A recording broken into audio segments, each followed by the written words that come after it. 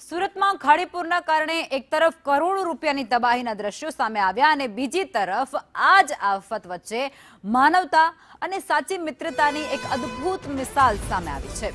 વરાછા વિસ્તારમાં આવેલા પોદાર આર્કેડમાં પૂરના કારણે પાણી ઘૂસી ગયા હતા અને એક મોબાઈલ વેપારીની આખી દુકાન પાણીમાં ગરકાવ થઈ ગઈ। આ પૂરના કારણે વેપારીને માથે આભ તૂટી પડ્યું અને લાખો રૂપિયાનું મોટું આર્થિક નુકસાન વેઠવાનો વારો આવ્યો।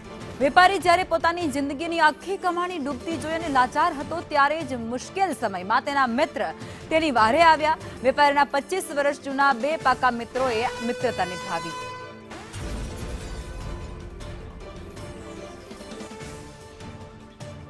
અને આજ મુદ્દે સંબંધતા જયેન્દ્ર અમારી સાથે જોડાઈ ચૂક્યા છે। જયેન્દ્ર, સુરતની અત્યારે ખૂબ માઠી પરિસ્થિતિ જોવા મળી રહી છે। વેપારીઓને લાખો રૂપિયાનું નુકસાન અત્યારે વેઠવાનો વારો આવ્યો છે। ઘણા વિસ્તારો હજુ એવા છે જ્યાં બેઝમેન્ટમાં પાણી પણ નથી ઓસર્યા। સ્થિતિ શું છે?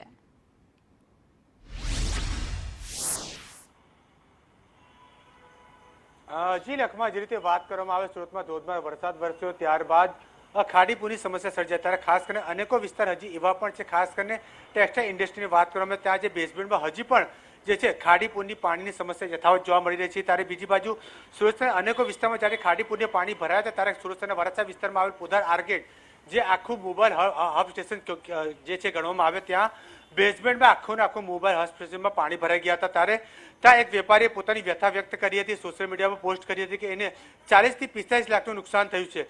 ત્યારે આ જ પોસ્ટ જોઈ તેના 25 વર્ષ જૂના મિત્રોએ ત્યાં આવી પહોંચ્યા હતા અને હાથમાં 10 લાખ રૂપિયા રોકડા લઈને ત્યાં આવી પહોંચ્યા। સાથી મિત્રતા ત્યાં નિભાવી હતી, રોકડા આપ્યા ત્યારે કહ્યું હતું કે આ પૈસા લે અને તારે જ્યારે આપવો હોય તો આપજે, નહીં આપતો ન આપતો, પરંતુ ત્યારે આ મિત્રતા 25 વર્ષ જૂની મિત્રતા આજે કામ આવી હતી। તે મહત્વની બાબત એ છે કે આ જોઈ જે વ્યક્તિ છે તે વ્યક્તિની આંખો છલકાઈ ઉઠી હતી। બીજી બાજુ વાત કરવામાં આવે તો સરકારે આ વખતે પ્રી મોન્સૂનની કામગીરીમાં 10 કરોડ રૂપિયા ખર્ચ કર્યા છે, પરંતુ તેમ છતાં પૂર આવ્યું, લોકોને 6,800ની સહાય આપવામાં આવી રહી છે। પરંતુ બીજી બાજુ આ માનવતાની દ્રષ્ટિએ જે જોઈ શકાય, મિત્રએ પોતાના મિત્રને મદદ કરી રૂપિયા 10 લાખ રોકડા આપીને તે ચર્ચાનું જે કેન્દ્ર બન્યું છે અને આખો સોશિયલ મીડિયા પર આ વિડીયો પણ ખૂબ જ વાયરલ થઈ રહ્યો છે કે કઈ રીતે એક મિત્ર 25 વર્ષ જૂના મિત્રએ પોતાના મિત્રને મદદ કરી છે।